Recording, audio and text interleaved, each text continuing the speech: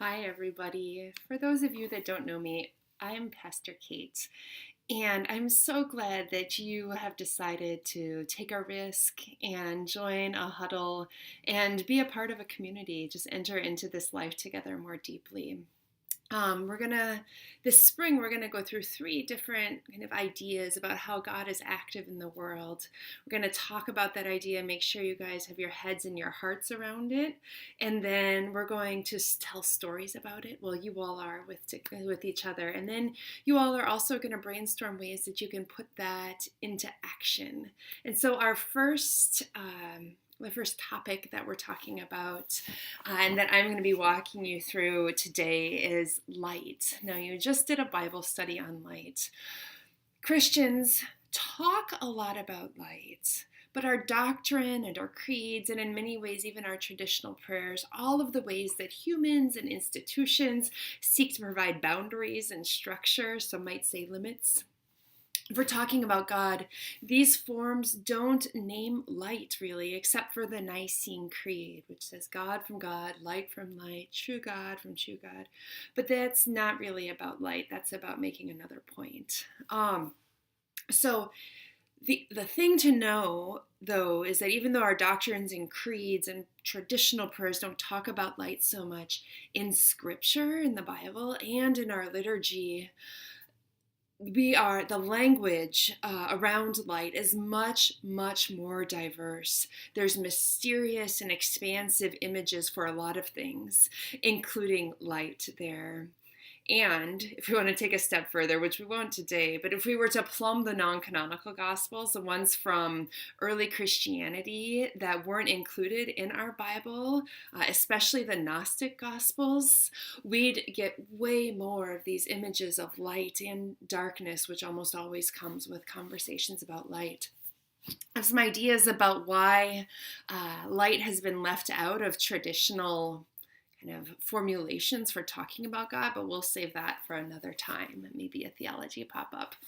So I chose these two biblical passages because they're windows into different ways of understanding light within a Christian context. Christ first comes into the world as light, shattering the darkness and bringing life to all people. It's beautiful. It's from the prologue of John. You just read it. It invites mystery and wonder and awe. And, right, Christ also gives that light to us.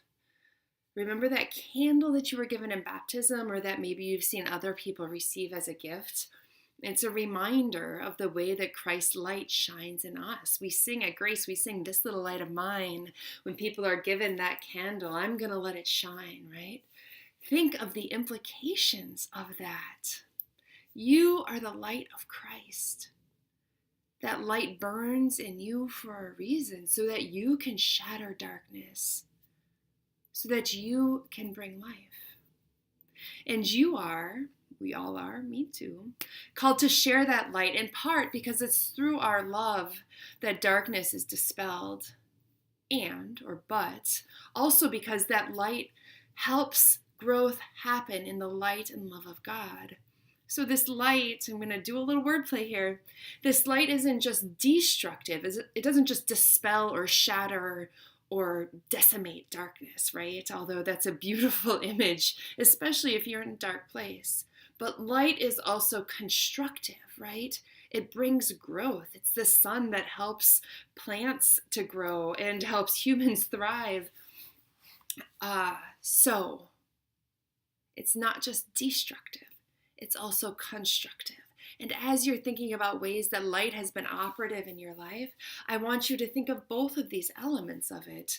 It's way too big, I think, and mysterious to just throw into a creed. And so it's not in there. We have a traditional Vespers service in the Lutheran Church called Holden Evening Prayer. We proclaim in the middle of it, we say, "The light shines in the darkness, and the darkness has not overcome it." This is scriptural, of course, but many of us, if we've said that, are probably more familiar with that liturgical refrain. We say this also in our Advent liturgies, and we continue to proclaim this well into the Christmas season. In the northern hemisphere in wintertime, it's so stinking dark, isn't it? In these images, this longing for light comes a little easier for us at this time than it might if we lived in Australia or Chile. So let's use this kind of physical bodily hunger to understand a little bit more about what it might mean to live in the light. I'm going to quote Gerhard Frost because I just love this quote, and I get to because I'm making the video. He says, "If I am asked, what are my grounds for hope? This is my answer. Light is Lord over darkness. Truth is Lord over falsehood. Life is Lord over death." One of the facts I daily live with, of all the facts I daily live with, none is more comforting than this. If I have two rooms, one dark and the other light, and I open the door between them, the dark room becomes lighter without the light one becoming darker. Isn't that beautiful? In the late 80s, many of you know, probably from history class, that communism collapsed in much of Eastern Europe. One of the stories that's not widely told and that you may or may not have read about in your history or heard about in your history classes is the role of Leipzig, a small city in East Germany, and the role of St. Nicholas Church. I'm going to call it St. Nicholas Church because I don't speak German. You can find the name of it online pretty easily. This church hosted weekly meetings for close to a decade where people could come together in small groups and pray and also talk freely. So this happened weekly for years and years and years.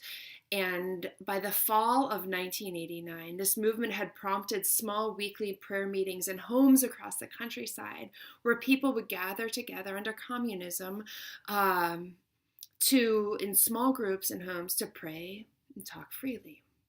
Some weeks at St. Nicholas Church, there was only 12 people.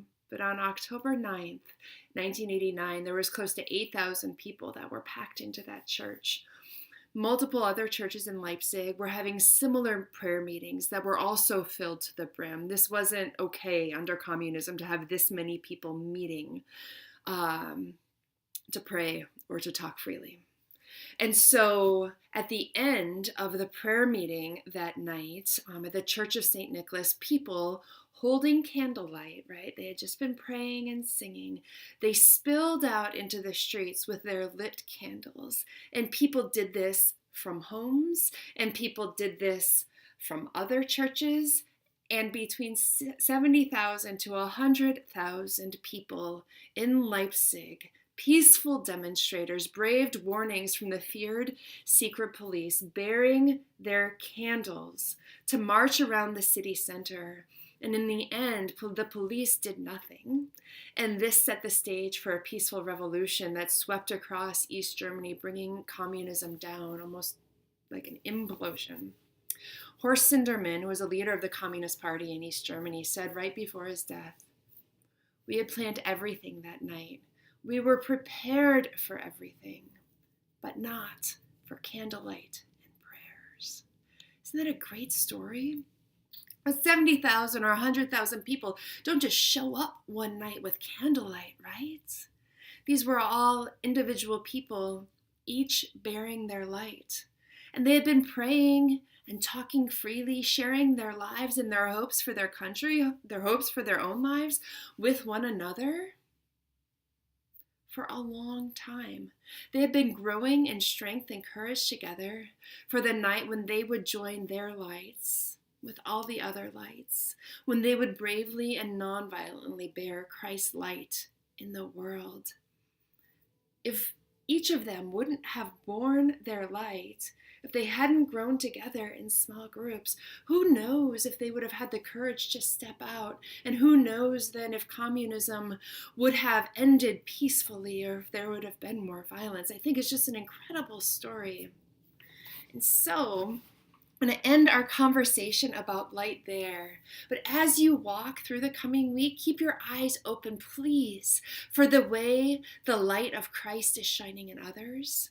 Or maybe you'll recall the way Christ's light showed up in an auntie who walked with you through a really dark time. Or maybe you'll read a powerful story on BuzzFeed about someone being brave, doing a big or a small thing, bringing the light and life to all people. Maybe it'll be something on campus, but keep your eyes out for the light of Christ. It's easy to be overwhelmed by all the darkness in our world, but there are signs of Christ's light everywhere, and I'm excited to hear some of the stories that you all tell about them. Looking forward to seeing you all soon. Take care.